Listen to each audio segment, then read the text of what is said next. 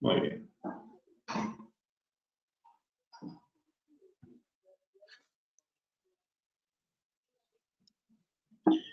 Listo.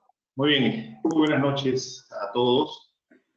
Muchas gracias al doctor Valladares, al doctor Sarango, al doctor Marcelo Lizárraga, por esta muy amable invitación que han tenido para poder compartir un poco sobre esta situación tan delicada que hoy en día nos toca vivir a todos, en realidad, ya no como nación, sino como mundo, ¿no? Como humanidad. Y en lo que está sucediendo con nuestra especialidad. Si bien es cierto, hoy en día la pandemia del nuevo coronavirus, descubierto en el año 2019, que produce un síndrome respiratorio agudo severo y que ha infectado a casi todos los países del mundo, si bien es cierto, está calando muy fuerte y está mellando la población mundial,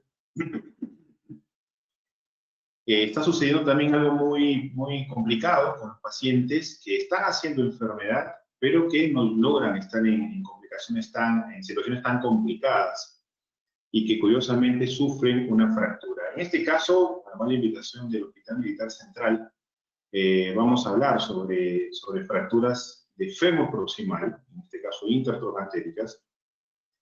¿Qué hacer cuando vienen mejor dicho, cuando tienen una prueba positiva para el COVID? ¿Qué cosa es lo que está sucediendo con ellos? ¿Cómo evolucionan?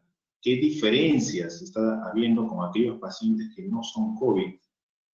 En realidad, deberíamos tener cuidado. Recuerden que esta es una situación que para ellos, para ese grupo poblacional, personas adultas mayores, hablando específicamente, la situación no ha cambiado mucho. Porque si recordamos bien, las fracturas de fémur proximal ocurren en personas principalmente mayores, curiosamente población de riesgo en este tipo de situación de pandemia, pero que se caen en su casa. Y la cuarentena no ha garantizado la disminución, digamos, en buen número de las fracturas de cadera. Si bien es cierto, sí ha habido una disminución importante en el número de casos en todos los hospitales, básicamente lo que nos ha seguido llegando a todos los hospitales en nuestras emergencias han sido fracturas de cadera. Han disminuido los accidentes de tránsito, han disminuido las lesiones en el trabajo, han disminuido las lesiones deportivas, pero nos han seguido llegando fracturas de cadera. Y teniendo en cuenta que no solamente están llegando casos a nuestros hospitales en un contexto de pandemia, encima los pacientes que llegan son pacientes de población de riesgo, porque es bien difícil que nos llegue una persona adulta mayor solo con fractura de cadera, porque además arrastra una serie de problemas médicos que sabemos nosotros que se convierte en nuestro principal enemigo a la hora de tratar en épocas de no COVID, en épocas de pandemia, como son hipertensión no controlada, pacientes diabéticos, enfermedad renal. Ahora, si le sumamos el tema de COVID, nos estamos metiendo en un gran lío. Esta presentación tiene como objetivo principal eso, ¿no? Saber qué cosa es lo que tenemos al alcance para poder hablar sobre épocas de COVID y fracturas de fémur proximal.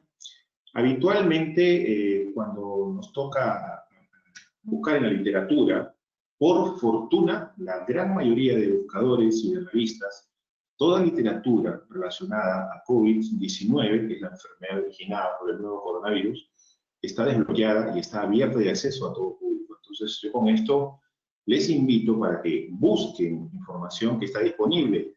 Pero recuerden que la mayoría de estudios no tienen todavía fortaleza científica porque es una enfermedad que recién ha comenzado a investigarse desde el mes de enero, febrero, hablando en retrospectiva, y en prospectiva recién desde el mes de marzo, abril. Por lo tanto, los datos que vamos a presentar, pocos datos, son más o menos lo poco que uno puede recomendar.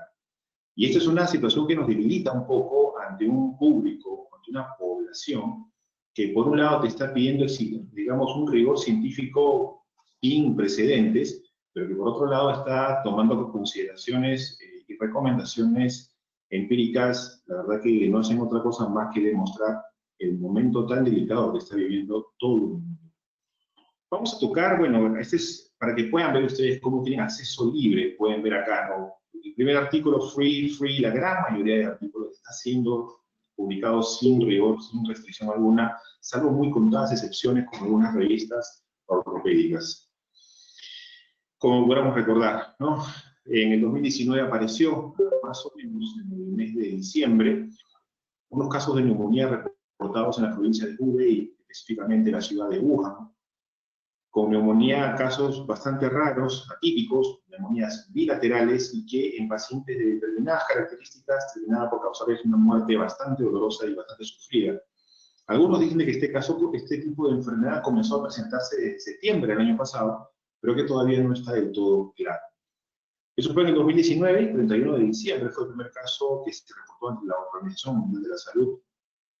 Y la misma organización en el mes de marzo declaró a esta nueva infección del virus, del coronavirus, que causaba un síndrome respiratorio agudo severo, como una pandemia. Por lo tanto, todos los sistemas de salud a nivel mundial fueron exigidos y están siendo exigidos al máximo. Principalmente causa una enfermedad, como bien sabemos todos, respiratoria, que tiene casos asintomáticos y sintomáticos, y aquellos casos que son sintomáticos y tienen algunos factores de riesgo pueden convertirse en un verdadero problema. Más o menos, la aritmética de esta enfermedad, como ya todos lo deben de saber más o menos, es el que 80% aproximadamente son pacientes sin síntomas o con síntomas muy leves. El 15% son pacientes que desarrollan síntomas moderados y el 5% hace síntomas severos o una etapa conocida como la hiperinflamación, con una tasa de mortalidad global alrededor del 3% de promedio, pero que varía mucho según la localización, como sucedió con Italia, que tiene una tasa de mortalidad por encima del 10%, y que obviamente eso llama para poder hacer una buena reflexión respecto a este tema. Los factores de riesgo que más están identificados aproximadamente con este problema que ya causa una enfermedad sintomática es obesidad, hipertensión arterial, diabetes, obviamente la edad y que tengan enfermedad renal. Hay otros factores, pero que aún no logran, digamos, posicionarse sobre la palestra o sobre el estrado para poder decir, ok, esto sí es un problema si es que un paciente tiene infección por este nuevo coronavirus. ¿Y qué cosa es lo que vamos a encontrar en la literatura? Es una presentación bastante breve, ¿okay? Espero que, por lo mismo que la situación conlleva, que es complicado poder hablar de información y ciencia certera o de fortaleza. ¿Qué cosa ha pasado con la traumatología, con la ortopedia, con la cirugía ortopédica a nivel mundial? Todos los servicios de trauma o cirugía ortopédica a nivel mundial han disminuido su actividad. Obviamente porque parte de nuestra patología por resolver es patología electiva, no solamente hablando de trauma ortopédico, ¿no? 44% menos fracturas a nivel global, según esta revisión de Durham Bohm, americano, y 41% menos internamientos a esta fecha, estamos hablando a junio del 2020. En el mes de marzo, en el mes de abril, esta cifra no era tan alta, pero en este momento sí está siendo alta y que curiosamente ya está más o menos llevando a considerar a los diversos gobiernos a nivel mundial, ver en qué momento se reanuda la actividad ortopédica que no sea emergencia. Esta es una revisión más o menos de Singapur, ¿okay? Acerca de conceptos a tener en cuenta a la hora de tener un internamiento o una cirugía ortopédica. Se caracterizaba básicamente en clasificar a nuestros pacientes tipo 1A, 1B, 2A, 2B, 3A o 3B. Obviamente cada uno tenía ciertas características. 1A es una cirugía de baja urgencia, paciente usualmente sano y que no está en una condición de riesgo de vida. La 1B, un paciente de baja urgencia, no tiene, digamos, está con algún problema de salud. La tipo 2A es una cirugía de una urgencia intermedia en un paciente sano, sin que tenga compromiso de vida. La 2B es nuevamente un paciente con urgencia intermedia, pero con paciente con compromiso de la salud. 3A es una cirugía de alta urgencia en paciente sano, y 3B una cirugía de urgencia en paciente que no está sano. Está más o menos recomendándonos hacia dónde debemos dirigir este tipo de pacientes de acuerdo a las características que vamos a tener, que van a pasar de centros de cirugía ambulatoria hasta los hospitales. Recuerden que a nivel mundial, si bien es cierto, las clínicas o centros privados e institutos tienen un gran protagonismo en el desarrollo de lo que es la salud, y en este caso la cirugía ortopédica no es la excepción, seguirán siendo siempre los hospitales, los centros donde se realizan las cosas y los casos más complejos, como en este caso el Hospital Militar también.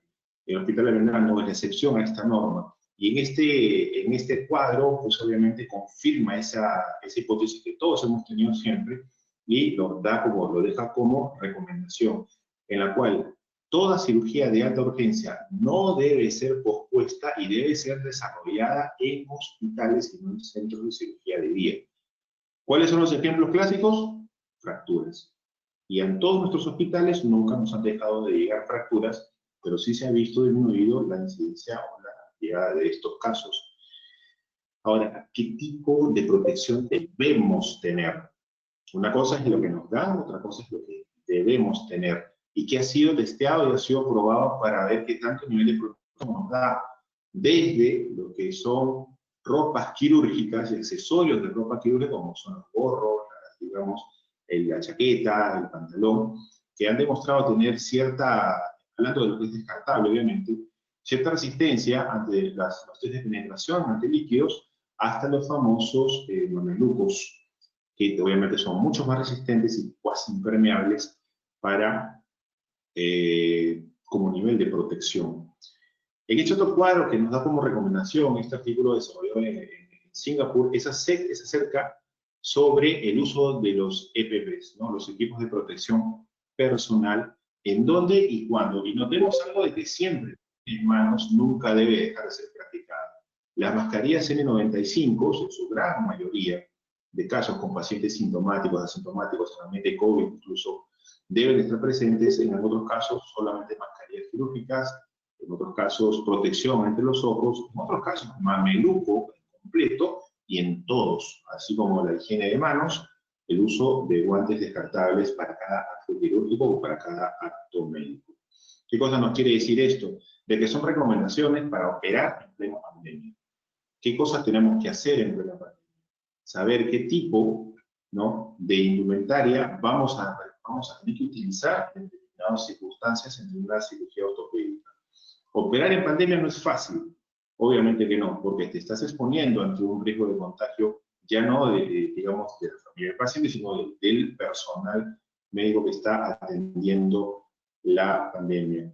En este foro ortopédico, también nuevamente de Journal of Home, menciona acerca de nuestra caja de herramientas para poder tener a consideración como uso para evitar el contagio del personal. Porque todo esto se trata no solamente de proteger a nuestro paciente y darle una posibilidad de tratamiento con la menor cantidad de complicaciones, sino también lo justo es que nosotros no nos estemos contagiando, no nos estemos contaminando por tratar pacientes con esta naturaleza de enfermedades y de infecciones.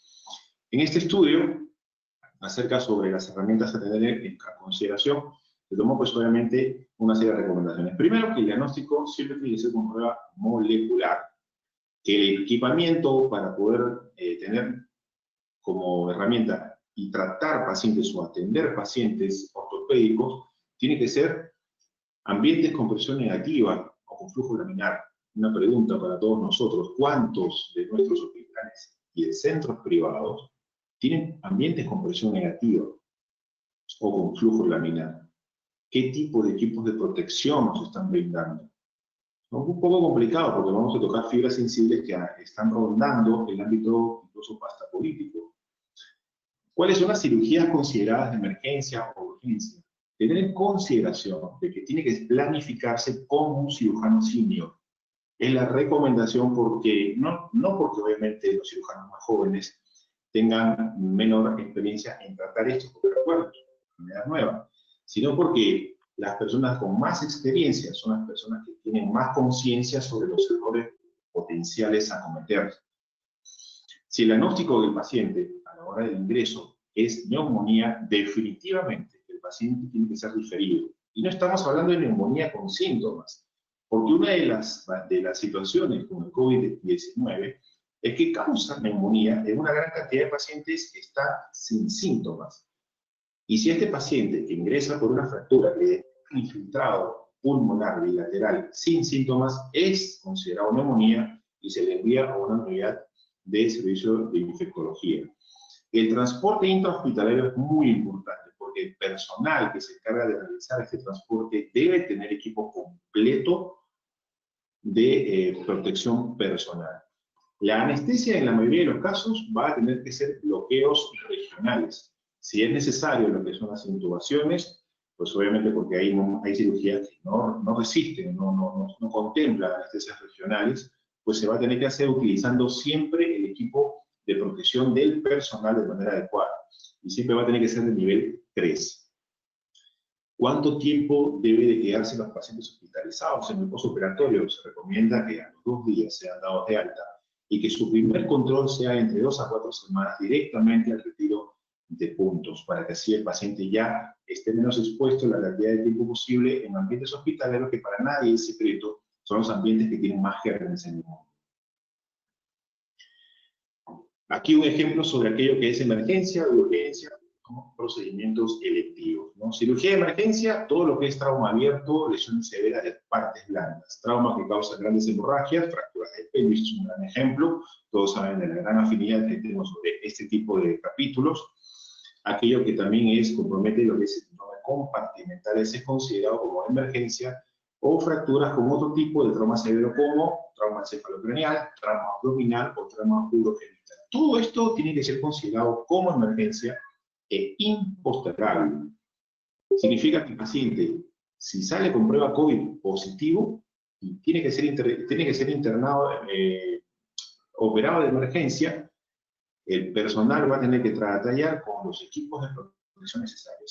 Si el centro donde se está atendiendo este paciente no cuenta con los equipos de protección necesarios, este paciente tiene que ser enviado a un centro donde sí se brinde al menos esta facilidad.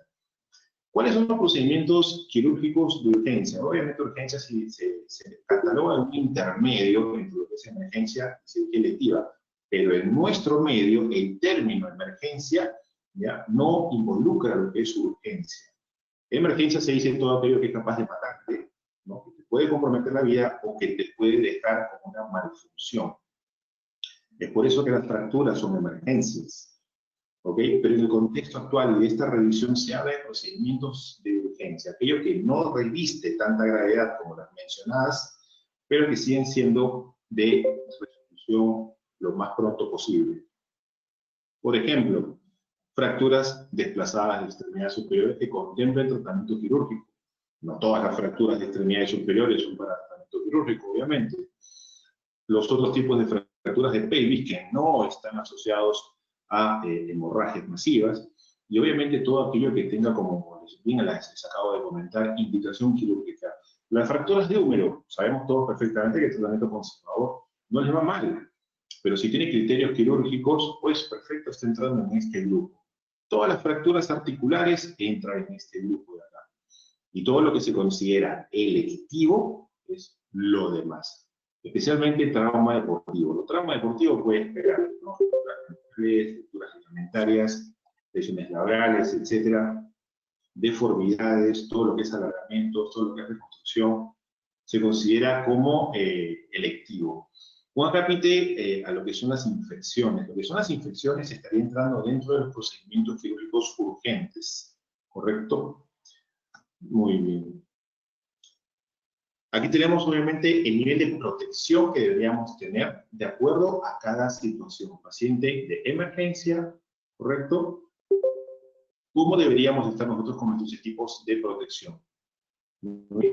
Paciente de emergencia, contacto con COVID-19 positivo, paciente sospechoso COVID-19 positivo, ¿ya? Y paciente que envuelve con lo que es contacto de COVID positivo. Estos son los niveles de protección que deberíamos tener de acuerdo a cada situación de nuestros centros. Muy bien. Ahora, ¿cuáles son las complicaciones que deberíamos observar en todos los pacientes en general con fracturas? Muy bien. Pacientes que deben ser especialmente monitoreados con determinadas patologías. Pacientes con fracturas y que tengan síndrome de distrés respiratorio deben ser siempre monitorizados. Que obviamente le hayan detectado el virus, pero que esté sin síntomas, tiene que ser monitorizado. Los que solamente deberían ser monitorizados aquellos que tengan problemas miocárdicos, siempre y cuando tengan síntomas miocárdicos, igual con aquellos con función renal. Si es que tuviesen esas enfermedades, si tienen algún tipo de desbalance, van a tener que ser monitorizados por una enfermedad que les está aquejando. Pero noten que en algunos casos todos los pacientes deberían ser monitorizados. Y cuando se habla de monitorizados, se habla de unidades de cuidados intensivos que presentan fracturas, por ejemplo, yo tengo una enfermedad pulmonar obstructiva crónica, y sufro una fractura, mi situación tiene que ser sí o sí unidad de cuidados intensivos. O en todo caso, tratar de diferir el procedimiento para tener el ambiente adecuado.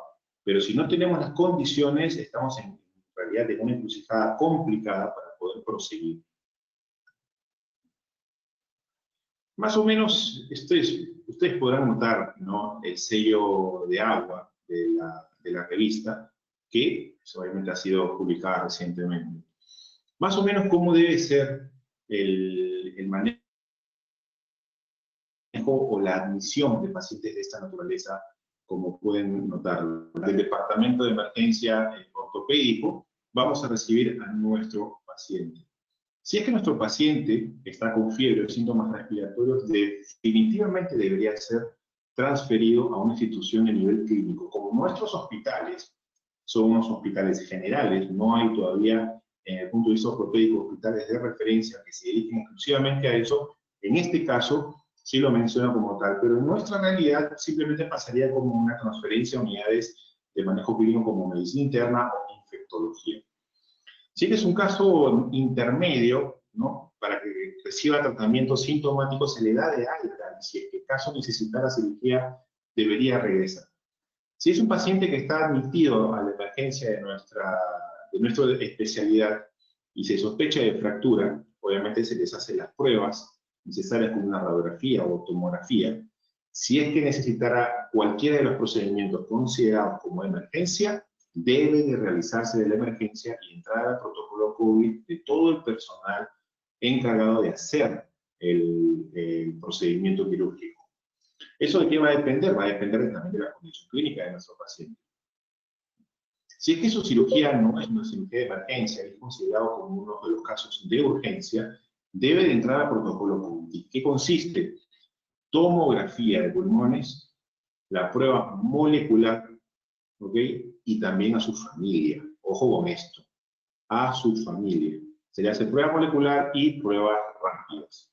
Si es que el resultado le sale positivo, tiene que ser transferido a una unidad de manejo clínico, medicina interna, infectología. Si le sale negativo, tomografía de tórax, tomografía pulmonar. Si la tomografía pulmonar es positiva, a pesar de tener prueba COVID negativa, el paciente es transferido a una unidad de manejo clínico.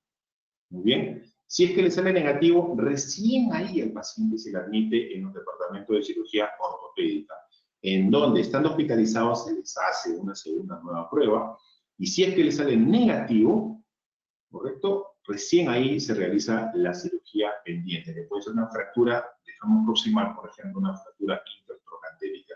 Si este resultado, obviamente, le sale positivo, nuevamente tiene que ser trasladado a una unidad de cuidados clínicos, sea infectología o medicina interna. Si durante el perioperatorio hace fiebre y tiene síntomas respiratorios, noten que de frente se les pasa a una unidad de manejo clínico sin hacérseles las pruebas nuevamente del COVID. Si es que el paciente hasta ese momento no tiene ningún problema, es dado de alta para ya lo que es manejo ambulatorio. Miren cómo en estos casos hasta 2 veces le hacen la prueba de molecular para COVID, como acabamos de ver.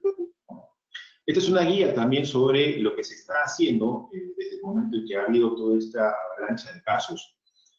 Una guía para el periodo, ¿no?, sobre los casos masivos de COVID de tratamiento ortopédico. Están haciendo telemedicina y están haciendo cirugías, obviamente, de casos urgentes o casos de emergencia. Nuevamente, ¿no?, triaje en el departamento departamento de cirugía ortopédica o en nuestro tópico de traumatología, se les hacen test de rutina de sangre y tomografías, obviamente. Si es sospechoso en hallazgos de tomografía, de frente pasa a ámbitos clínicos y se les hace la prueba molecular.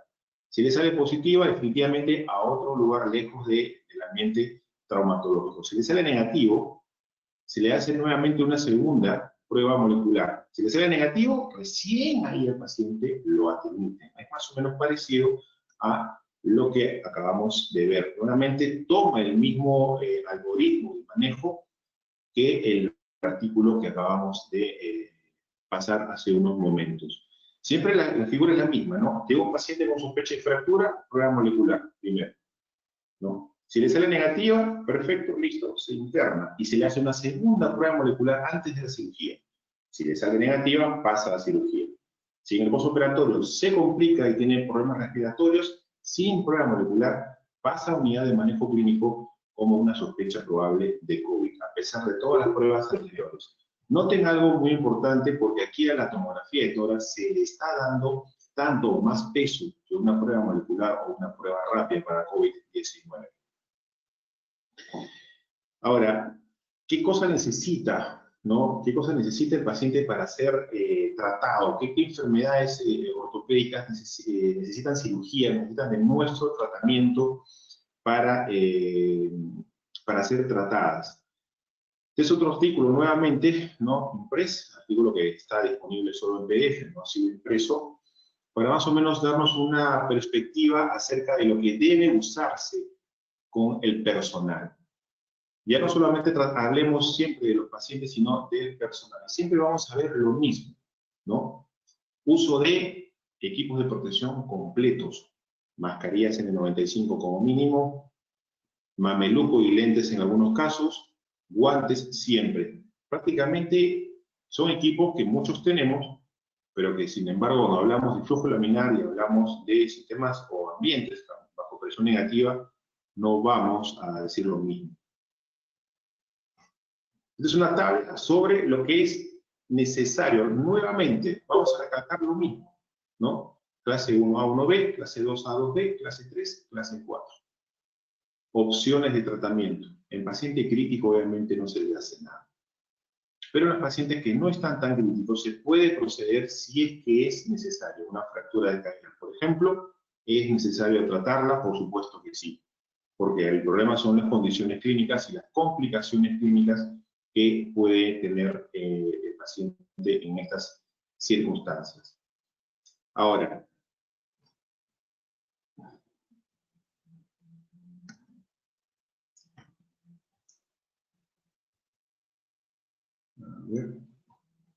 muy bien. ¿Qué ha pasado a nivel global con la cirugía ortopédica, hablando de toda la pandemia que nos ha encimado? Esta fue una encuesta que hizo en Europa acerca de lo que está sucediendo, con un total de 102 participantes de diferentes nacionalidades en toda Europa. ¿Qué cosas se tomaba a consideración? ¿Qué tanto les ha interrumpido la práctica? Para que se vea también cómo a nosotros nos ha afectado de manera seria esta situación. Participaron de todas las especialidades, ortopistas, peritoneos articulares, ortopedistas en general, trauma, cirugía y medicina deportiva, oncología ortopédica, columna y niños. Prácticamente todo el capítulo de cirugía ortopédica ha podido participar, y noten como siempre que las instituciones públicas siempre van a ser las que mayormente se afectan en estas circunstancias.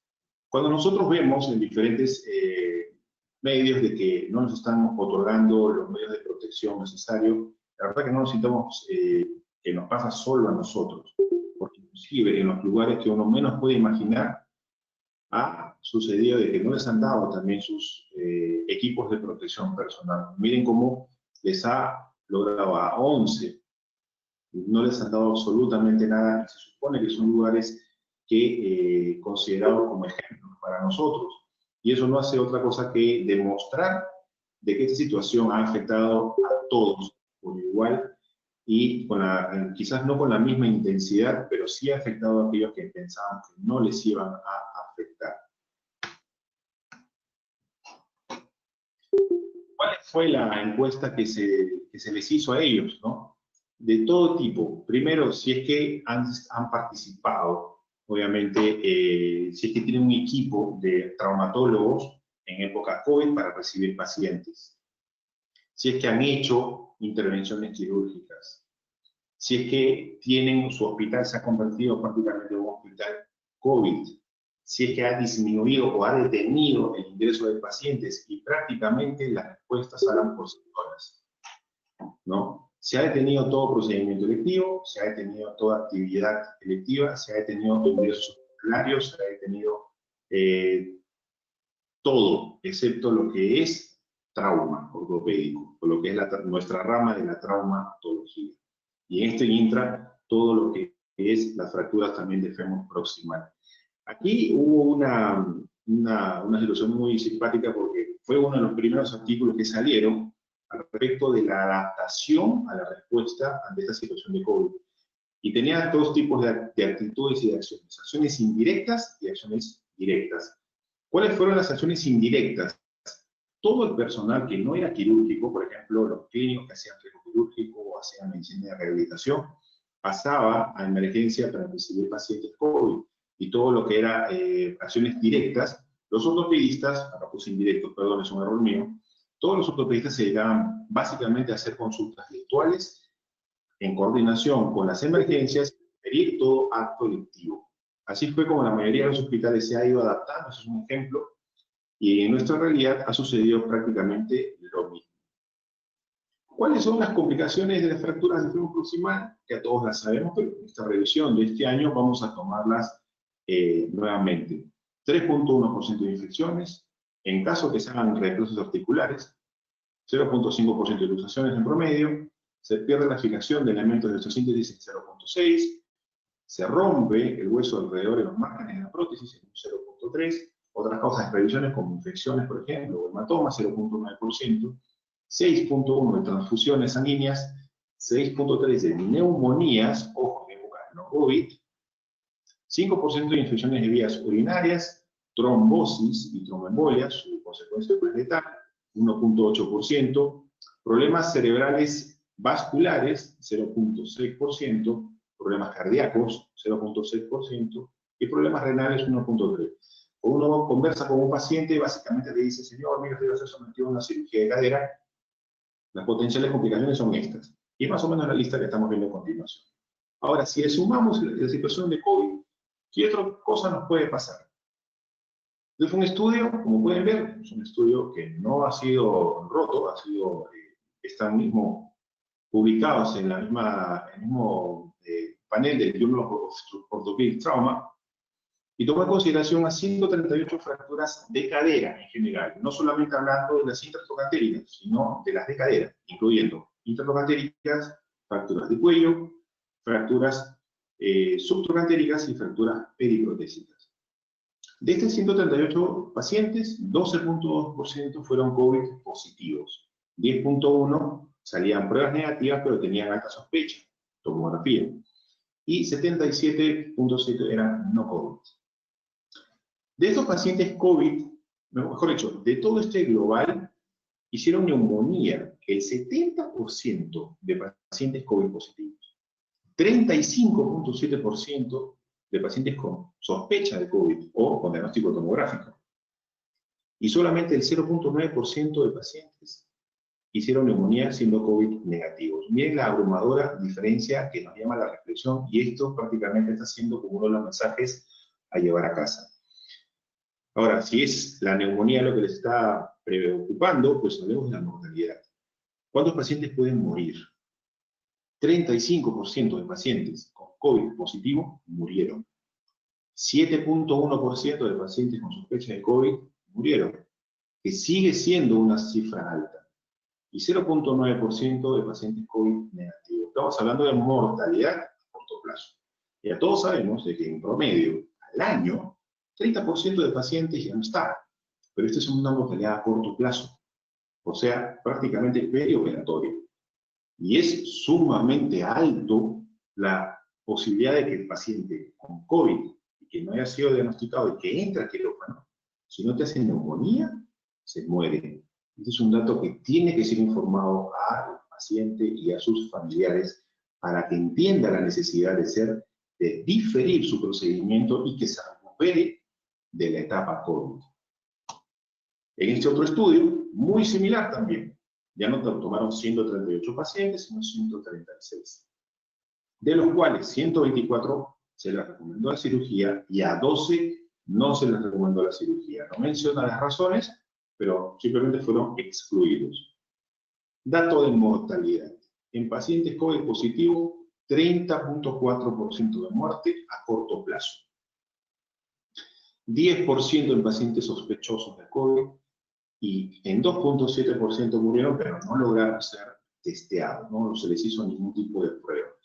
Noten que en ambos casos, la mortalidad y la neumonía son problemas realmente complicados. Estamos sometiendo a un paciente a un procedimiento quirúrgico, siendo positivo, o al menos sospechado, porque no le hagamos la prueba, sometiéndonos a una especie de ruleta rusa, esperando que no les pase nada. Mucha responsabilidad, mucho ojo y mucho cuidado con estos casos, porque va a ser mejor que estos pacientes los derivemos a una área clínica de tratamiento y esperar que pase la etapa COVID para recién nuevamente reevaluar el caso y ver si conviene o no conviene ser sometido a una cirugía. Porque si no, al paciente o le da una neumonía o se nos muere.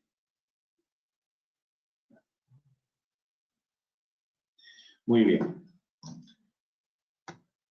Este más o menos es lo que he podido compilar, hablando de fracturas en general de COVID y hablando de fracturas de fémur proximal y COVID. Nosotros, ¿qué hacemos en el Hospital Almenara? En el Hospital Almenara lo que estamos haciendo es a todo paciente que ingresa con fractura de cadera, se les hace el prequirúrgico habitual, lo hemos utilizado como norma, como institución, y a que adicionalmente se le haga la prueba rápida. Por razones que no puedo darles de manera fidedigna la fuente, porque siempre necesitar hablar con fuentes fidedignas para decirles lo que les quiero decir, los pacientes no son sometidos a prueba molecular. Nuestro hospital tiene un área que se dedica a esto, que es inteligencia sanitaria, y que ellos son los que dicen a qué paciente se le hace prueba molecular y a qué paciente no. En este caso, paciente con fractura de cadera, obviamente asintomático respiratorio, se le hace prueba rápida. Si la prueba rápida le sale negativa, el paciente puede ser programado a cirugía lo antes posible. Puede ser programado al día siguiente, el mismo día, en 5 días, dependiendo de la disponibilidad de nuestros turnos quirúrgicos. En este momento tenemos una baja afluencia de pacientes, pero seguimos teniendo pacientes con fracturas de cadera. ¿Se les ha practicado prueba molecular a un paciente con fractura de cadera? Hasta el momento que yo sepa, no. Hemos tenido pacientes con prueba molecular positiva y que han tenido que ser derivados al área COVID, sí. Hemos tenido pacientes que han sido operados, que en el postoperatorio han hecho síntomas respiratorios y han tenido que ser pasados a unidad COVID, sí. Hemos tenido pacientes hasta la fecha que han fallecido después de una cirugía de cadera con sospecha de COVID, no. Y esperemos que sigamos en ese rumbo. Hemos tenido pacientes que han sido dados de alta del área COVID y han sido intervenidos quirúrgicamente, un grupo sí y un grupo reevaluados, y se les ha otorgado tratamiento conservador, porque en algunos casos, individualizando la situación, han tenido patologías que podrían amenazar una recuperación lo mínimo aceptable.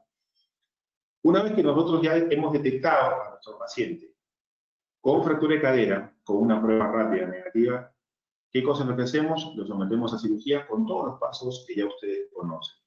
Este fue un paciente operado el día de ayer, ha sido operado por el equipo quirúrgico de los lunes, en el cual yo estoy incluido, con una fractura de cadera que ya todos ustedes conocen, con radiografía de pulmones, limpia, entre comillas, y tomografía de pulmones también sin infiltrado parenquimal bilateral, ¿no? Que es la sospecha básica y principal de esta nueva enfermedad. ¿Qué cosa fue lo que le hicimos al paciente? Bueno, lo que ya solemos hacer todos nosotros. Tratamiento quirúrgico sometido, acá tenemos a nuestro residente muy esmerado, él, bastante esforzado, con equipo de protección básico, mascarilla N95, con visor para protección de los ojos, ¿no? Obviamente acá le faltó los guantes para poder protegerse, como si lo protege el otro residente. Y lo que ya todos conocemos, ¿no? Revisión de la mesa de fracturas.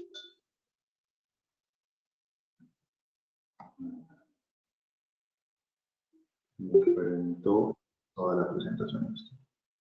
Bueno, lo que le quería presentar es ya básicamente lo que ustedes conocen, que es la colocación de un clavo intraocular y cuya radiografía de control les muestro en este caso, ¿no? ¿Qué se hizo de diferente? Pues,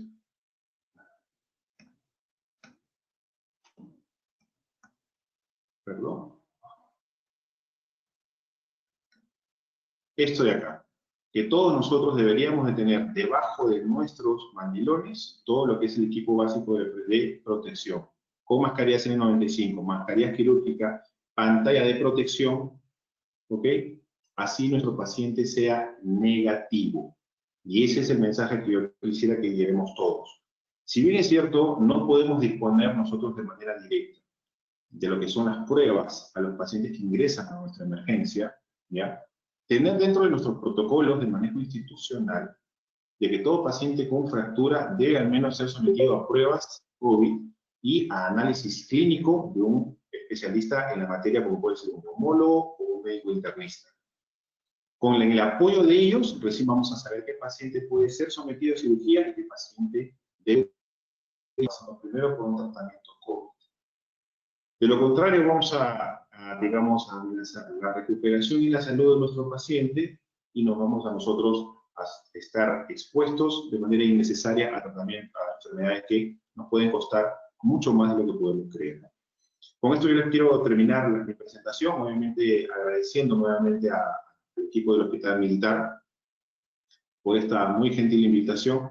Y recuerden, ¿no? Hoy estamos viviendo una situación muy, muy delicada, ¿correcto? En donde comenzamos nosotros la cuarentena así, y el día de ayer, la verdad que a veces es complicado pedirles a las personas, por diversas razones, que ya no salgan, pero a veces hay situaciones que no pueden salir, otros no pueden quedarse en casa y otros a veces no quieren quedarse en casa. Así que estos son los exteriores de mi hospital, esperemos que esta situación no nos cobre más adelante una factura que no podamos pagar.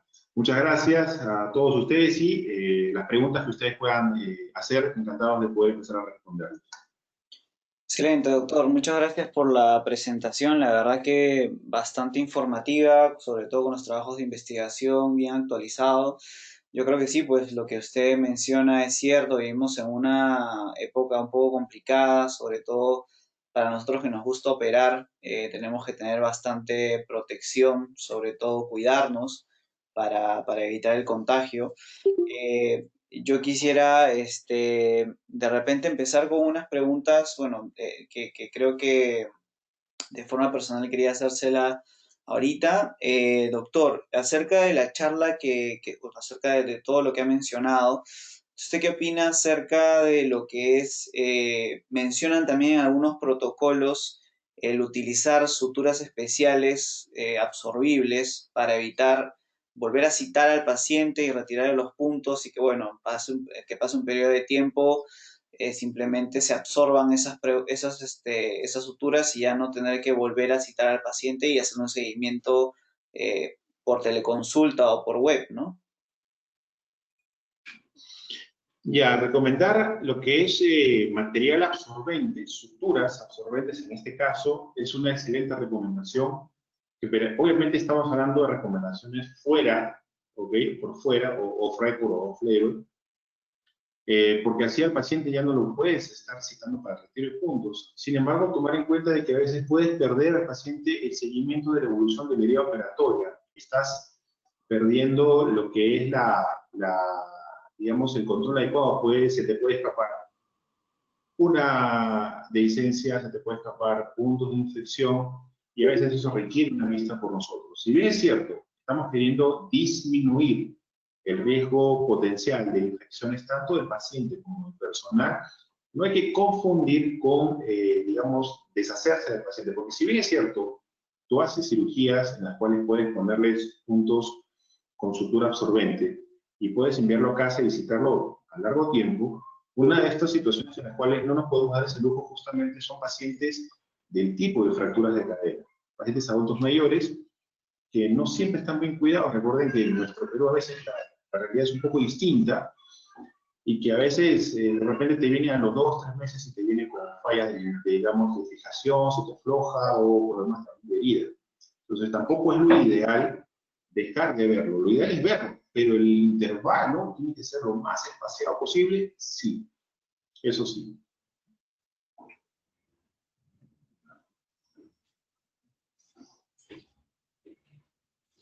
Estás con ¿Puedo hablar? el micrófono apagado, Cristian.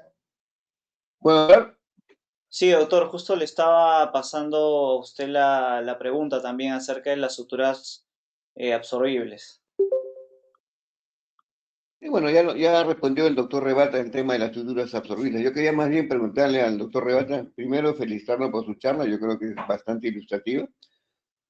Segundo, explicar, o sea, quería que me explicas un poco cómo manejas el tema de la prueba rápida, porque tú dijiste, si la prueba rápida sale positiva, entonces te refieres si sale positiva el IgM, el IgG, ¿cómo manejas si un paciente viene con un IgM positivo? ¿Qué es lo que haces?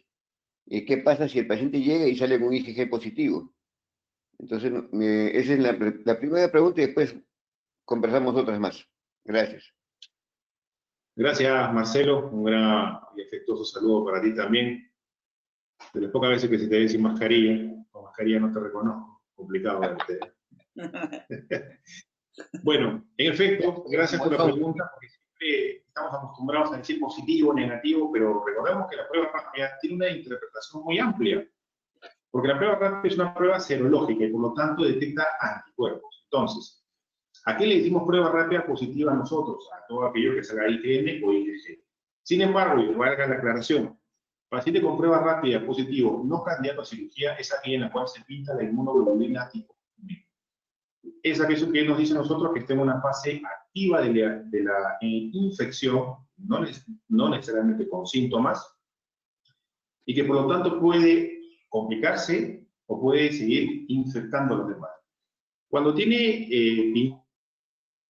inmunoglobulina M como la G, tampoco lo sometemos a cirugía, y el paciente debería de tener al menos inmunoglobulina G pintado. O sea, cuando nos sale a nosotros positivo con inmunoglobulina G, Inteligencia Sanitaria nos recomendó que ese paciente ya está en convalecencia, ¿no? Y que dependiendo de su situación clínica podría ser intervenido con todas las consideraciones correspondientes de que le puede suceder.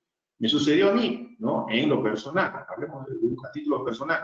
Un paciente con prueba rápida positiva a inmunoglobulina tipo G, lo metieron en ambiente COVID, pero estábamos hablando de los estadios iniciales de la enfermedad, estoy hablando de medio. Y después, ya obviamente, reajustaron un poco el criterio y dijeron inmunoglobulina M presente, el paciente no debe ser intervenido y debe pasar a ambiente COVID. Esa era la interpretación. Si sale inmunoglobulina M e inmunoglobulina G, no pasa a cirugía. Debe pasar a ambiente COVID, aún así esté sin síntomas incluso, porque es un paciente adulto mayor. Pero paciente adulto mayor sin síntomas, tomografía, radiografía limpia con inmunoglobulina G, paciente candidato a cirugía.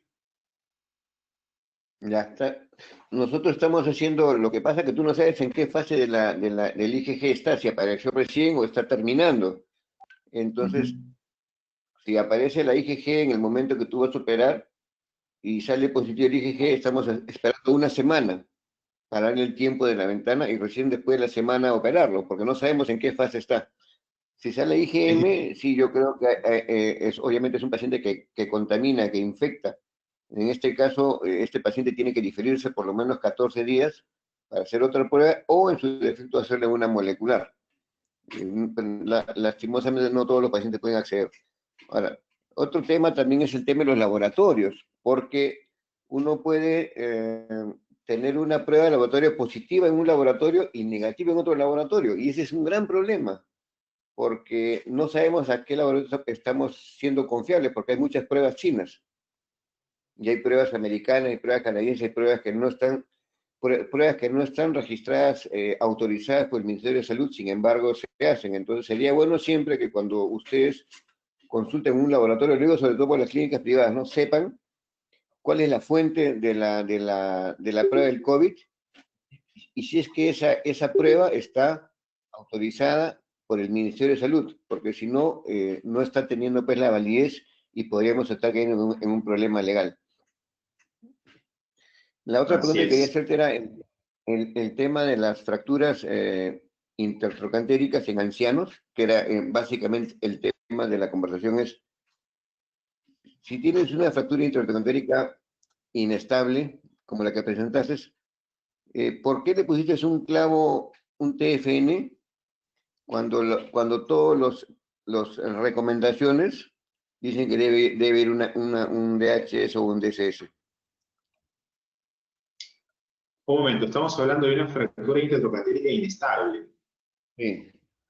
O sea, yo sé que se usa el TFN y todos lo sabemos. Mientras sea pues, un clavo intramedular es mejor, pero las recomendaciones por la pandemia dicen de que es mejor usar un DHS o DSS que usar un TFN. Me pregunto por qué, porque yo también diría que usaría un TFN, ¿no? TFN entiendo es la marca, es el producto. En el No, caso de un clavo nosotros, intramedular.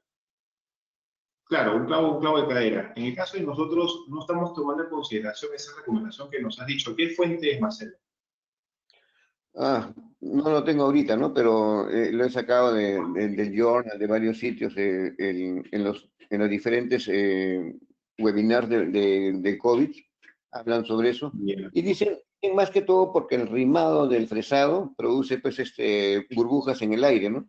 Y es más Perdón. contagiante que usar pues una placa donde el perforador es una cosa, son tornillos pequeños contra hacer un hueco grande donde rimas y ya sacas, haces que haya burbujas en el aire que pueden ser contaminantes. Y por eso creo que indican que puedes poner un DSS. Entonces, Claro, solamente les en digo este caso, porque yo tampoco estaría de acuerdo mucho, ¿no? no, yo entiendo, y esa es una, ya sé, disculpa que te lo haya preguntado así, pero en esta situación ahorita, lo que se está evitando o tratando de evitar es cualquier cosa que produzca aerosoles, ¿no? Y eso Claro, involucra el uso del cauterio, ¿no? Involucra el de evitar la anestesia general y optar por los bloqueos regionales, e involucra lo que es el fresado en general. El fresado en general. Ahora, recuerden que para poder fresar el canal intramedular, en este caso se inicia desde punta de trocánter, no desde fosa piriforme, ¿ya? El fresado es muy parecido al fresado que se utiliza para lo que es la colocación del tornillo, en este caso puede ser el tornillo tanto para placas DSS como para DHS, pero es bastante similar.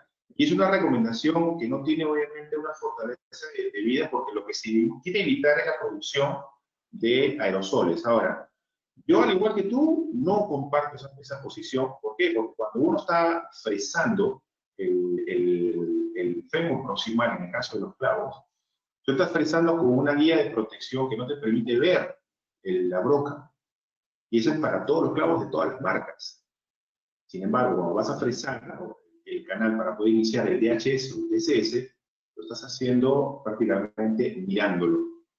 Y si es que alguien a mí me menciona, como los diferentes webinars que tú comentas, ese sería un punto de vista que yo compartiera, dejar de colocar clavos para colocar DHS, yo diría que no, estoy en contra. Básicamente porque por eso, porque cuando vas a fresar la triple broca, la que le decimos nosotros, la triple broca, para poder colocar su tornillo sea DHS o sea DSS, esa triple broca no tiene una vaina de protección. La estás viendo en vivo, por muy mínima invasión que le estés haciendo. En cambio, cuando vas a colocar un clavo cefalomedular, un clavo de cadera, la broca tiene una vaina de protección que te evita la producción, obviamente, primero de salpicarte fluidos, y segundo, la producción de aerosoles es mucho menor comparado con el otro.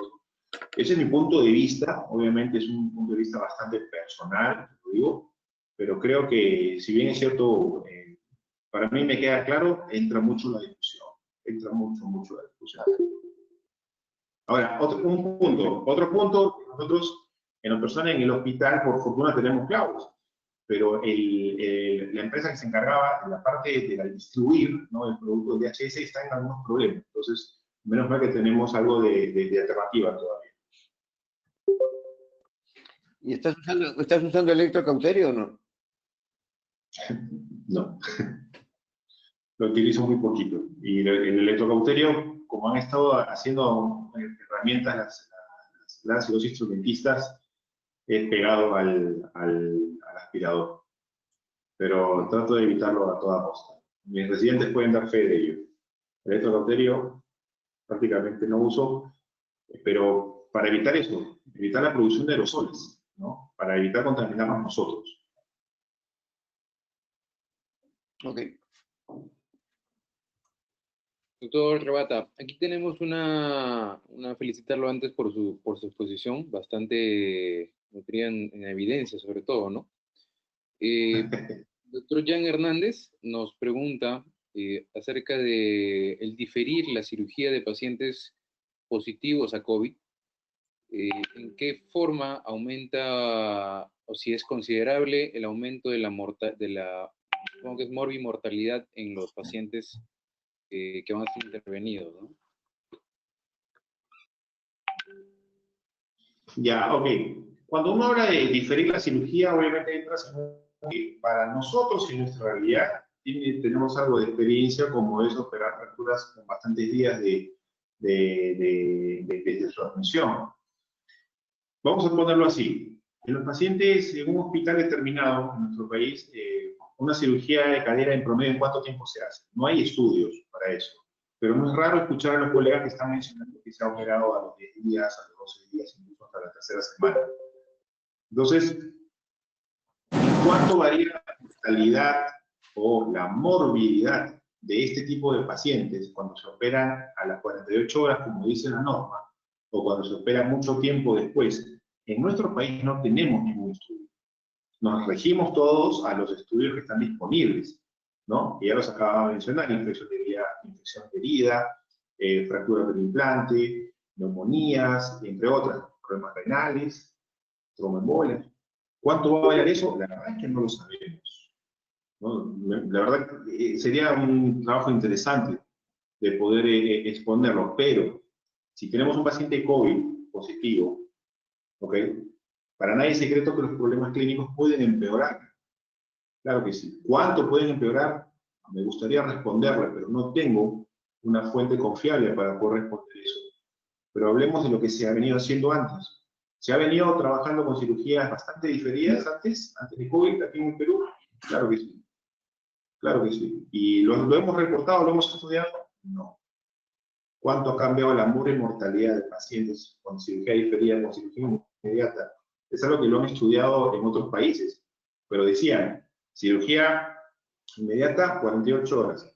Cirugía diferida entre las 48 horas y los 6 días. A eso le llamaban diferido en algunos estudios. Cuando aquí en muchos lugares nos operamos 20 días, 15 días. ¿Qué tanto recuperábamos los pacientes? No lo sabemos. Ahora, la pregunta que nos hace Ian es bastante clara, ¿no? O sea, diferir la cirugía hasta que negativicen los exámenes de forma considerable la mortalidad, ¿qué tanto va a cambiar? No lo sabemos.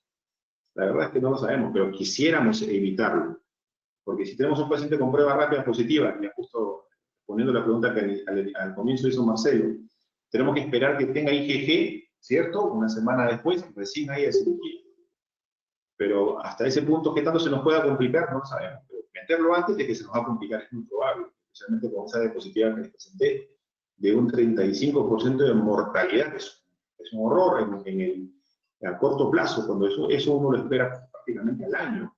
Con 70% de neumonía. Hay que esperar. Y obviamente esperar también que la condición clínica de nuestros pacientes no empeore. Porque si no, también no va a ser candidato. También depende mucho de cómo se manejen los hospitales, ¿no? Pues si tienes sala de COVID y sala no COVID, es más fácil, ¿no?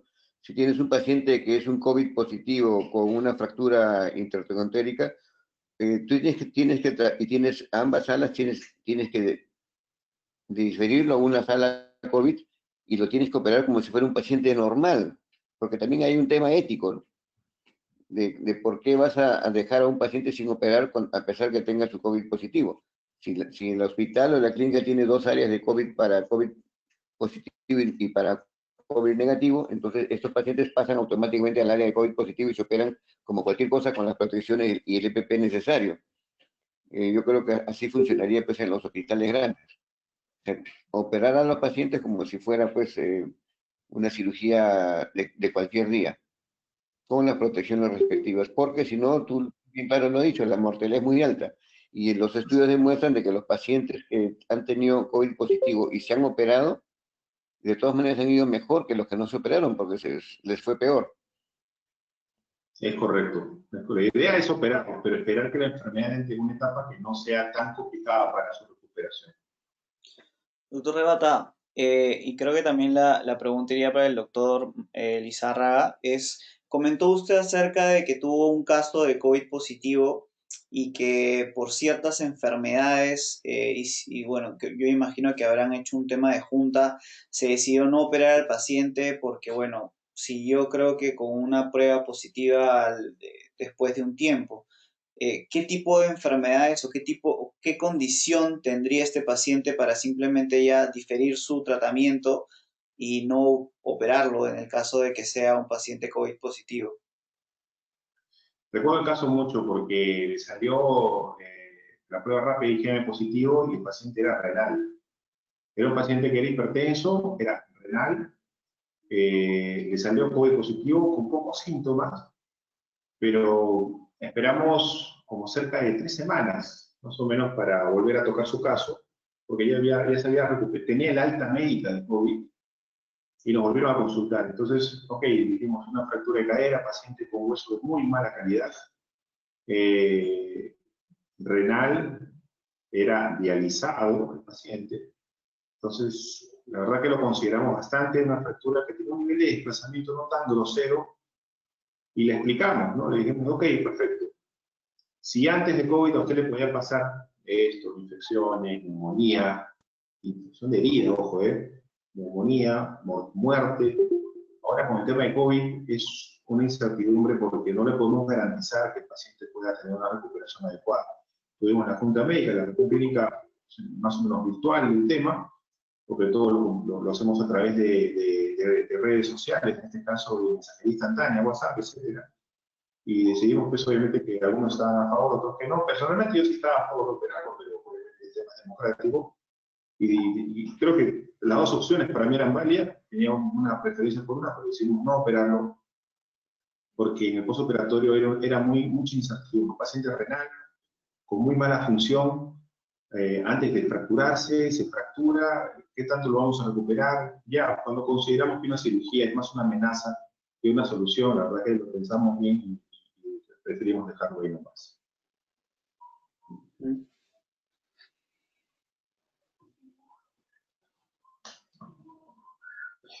Doctor Lizárraga, ¿tiene algún comentario acerca de qué patologías podrían hacer que este paciente o los pacientes con fracturas de cadera simplemente se derive se refiere a la cirugía y ya no se pueda dar? Sí, yo creo que la fractura de cadera funciona como cualquier día normal, o sea, en clínica, en hospitales grandes. O sea, tiene que operarse en el menor tiempo posible. Y las contraindicaciones son las mismas que para un paciente normal, que en realidad son casi mínimas, pacientes con insuficiencia crónica terminal, pacientes que han tenido secuelas de infarto de miocardio, pacientes que no sean, que el anestesiólogo diga que no se va a operar. Pero después todo lo demás tiene que operarse. No hay manera que se tenga que suspender una cirugía porque el paciente tenga COVID positivo en hospitales que tengan, pues, salones de COVID positivo. Excelente. Totalmente de acuerdo. Acá, bueno, ya como para terminar, la última pregunta del doctor Morales menciona que hay algunos estudios que mencionan la baja virulencia e incidencia del COVID-19 en ciudades a partir de los 3.000 metros sobre el nivel del mar. ¿Alguna recomendación adicional acerca de este dato de los trabajos de investigación para los traumatólogos que trabajan a esta altura? Ya, en realidad, lo que ha sucedido con el tema de la altitud es la expresión del receptor al cual se pega el virus. Ustedes saben que el receptor por el cual el virus se introduce en la célula es el receptor de la angiotensina. Y al parecer a estas altitudes la expresión del receptor es bastante limitada, pero son estudios que todavía están en etapas tempranas. Pedro, si tú me estás escuchando, si tú tienes un estudio concluido al respecto, yo sé que es difícil pedirte esto, compártelo porque lo que yo he podido encontrar al respecto es muy vago, son solamente reportes pero de prensa, más no en bibliografía, digamos, que uno pueda confiar. Es lo que he podido encontrar yo, no sé qué opina Marcelo o alguno de los que están escuchando nos pueda tener alguna información adicional. No sé, no sé de verdad si qué pasa en ciudades de altura con el coronavirus. Estaría mintiendo si digo algo. Yo quería hacerte otra pregunta, Marco, en la última de repente. En el auditorio Si el hay doctor... colegas de Juliaca. En el auditorio hay colegas de Juliaca. Sí. En realidad, me gustaría responder con... Me parece haberlo visto a Pavel, Marco. Pavel Cutimbo. ¿Pavel Coutinho está? Me pareció verlo en antes, no sé si sigue ahorita. Pavel Coutinho es un presidente que tuvimos en la... No, Pedro Morales trabaja ahí en Puno, en la región Puno. Sí. Ha sido Trabajan allá. Marco, una pregunta. Dale. Hola, ¿se puede? Dale. Los pacientes que tienen una fractura subcapital, que de repente no es el tema, pero como hay un grupo acá de traumatólogos, y que tengan pues un COVID positivo, o que tengan en esta época de pandemia, ¿qué es lo mejor? Un paciente de 70 años que se fractura la cadera, una fractura subcapital, ¿qué hacer? ¿Ponerle una prótesis parcial? ¿Ponerle una prótesis bipolar? ¿Poner una prótesis total? ¿Cuál sería tu recomendación en este momento de la pandemia? Tratar de hacer lo menos posible porque las raspas salpican, producen aerosoles, especialmente las raspas acetabulares. Complicado, Marcelo.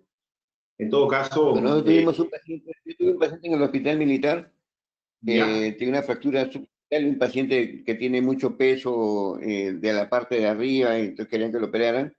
Entonces yo le recomendé una prótesis bipolar. Y él había consultado con otro médico y le dijo, no, una total, porque obviamente sí, si no hubiera sido la pandemia, probablemente le hubiera puesto una total. Pero en este momento en el que tú necesitas, como dices tú, una cirugía rápida, opté por eso, por poner una bipolar, pero el paciente se quejó y creo que al final se fue, no estoy muy seguro porque ya no lo hemos operado.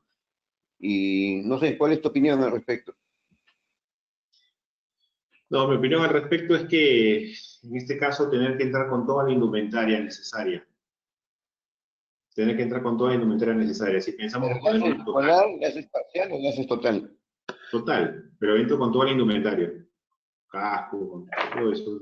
Yo le haría una total. A pesar que no recomiendan total. Sí, yo lo sé. Ninguno de los trabajos. Producen aerosoles.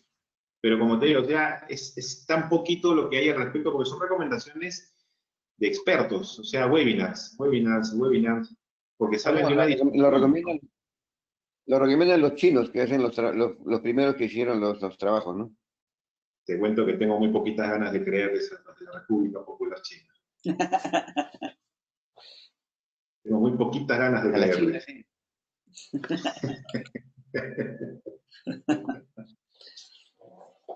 Bueno, muy bien. Bueno, doctores, Gracias.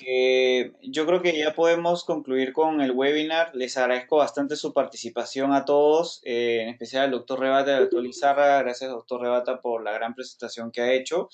Los invito el día viernes a la charla que tenemos de reconstrucción de cápsula con el doctor Lozano.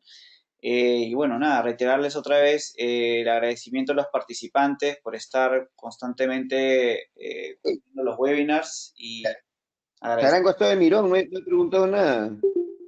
Pregunta dice dos. Algo se ha dejado bigote de charro, no sé por qué. Doctores, saludos, nos vemos. Chao. Cuídense mucho. Bien. Gracias por la Chao, presentación, Marco. felicitación. Chao, Chao Marcelo, chao docente, chao Jorge. Gracias Cristian, un fuerte abrazo para todos. Gracias. Nos vemos, muchachos. Bye, bye. Hasta luego.